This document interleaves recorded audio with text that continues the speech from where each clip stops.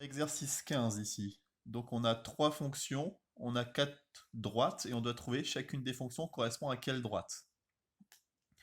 Donc première fonction, f de x c'est égal à moins 0,5x. Donc première chose que je regarde, bah, ici, mon coefficient directeur c'est moins 0,5. Puisque mon coefficient directeur c'est moins 0,5, on sait que la fonction elle est décroissante.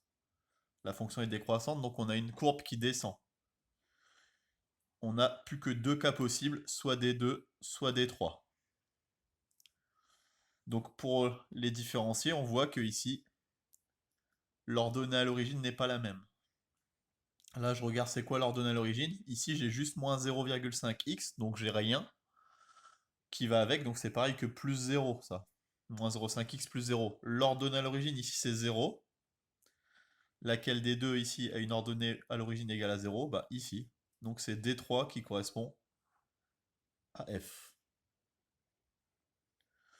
Je fais la même chose pour le deuxième. G de x, c'est égal à 1 moins x. Première chose que je regarde, le coefficient directeur. Donc le nombre qui est devant le x ici, c'est moins, donc moins 1 en fait. C'est un nombre négatif, donc j'ai une fonction décroissante. Bon, j'ai deux fonctions décroissantes, deux droites qui descendent qui correspondent à des fonctions décroissantes. Bah, celle-là c'est f, donc forcément celle-là c'est g. On peut quand même vérifier, l'ordonnée à l'origine c'est 1, c'est bien le cas ici. Il nous reste la fonction h. Donc h c'est 2x plus 1. L'ordonnée à l'origine est positive, donc on a une fonction croissante. Donc c'est soit D1, soit D4. Et l'ordonnée à l'origine, ici, c'est 1. Donc l'ordonnée à l'origine, c'est 1. Donc c'est D1. Donc ici, il me reste la droite D4. Bah, la question 2, justement, c'est de trouver la fonction qui correspond à la droite D4. Donc ici, pour la droite D4, on sait que I de x, ça va être de la forme ax plus b. Pourquoi on sait que c'est de cette forme-là? Puisque la courbe, c'est une droite. Et donc, quand c'est une droite, c'est une fonction affine. Il reste à trouver le a et le b. Bon, le nombre le plus facile à trouver, c'est le b toujours. Le b ici, alors donné à l'origine, ici, on remarque que c'est 0. Maintenant, il reste à trouver le a. Bah, le a, on a une formule dans le cours. On rappelle que a, c'est égal à f de u moins f de v sur u moins v. Donc ici, on a trouvé que le b, c'était égal à 0 déjà. Il reste à trouver le a. Donc comment je vais pouvoir trouver le a? Donc on a dit que u et v, on pouvait prendre n'importe quel nombre.